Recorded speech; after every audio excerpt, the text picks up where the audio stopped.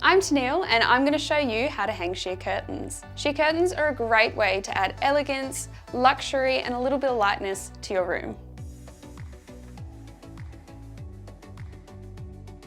To hang sheer curtains you will need sheer curtains, which you can get from Bunnings, brackets, a pencil, a level, a drill with a Phillips drill bit, Wallmates if you don't have a stud in the wall, a stud finder, a measuring tape and end caps.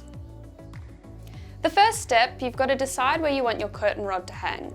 So what you can do, you can hold it up against the architraves, and if you go a little bit wider than that, you get more of a sweeping, dramatic look in your bedroom. Now it's time for me to mark where I want the brackets to go. I've just marked a little bit outside of the architraves so that my curtain rod can hang a little bit over.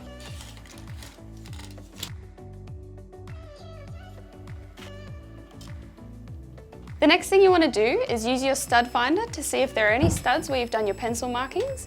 Otherwise, you're going to have to use a Wallmate straight into the plaster. Now that everything's marked up, drill your holes in for the brackets. Safety never takes a holiday.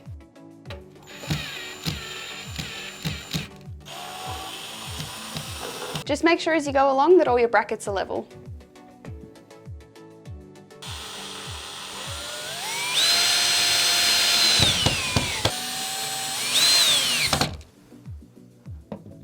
We're nearly there. I've just got to thread the curtain through the rod. I've gone with a nice classic white, however you can go with whatever colour suits your home. I've threaded the curtain through, now I've just got to put on the end caps. It's already time to hang them. If you're a bit short like me, phone a friend. How quick and easy is that?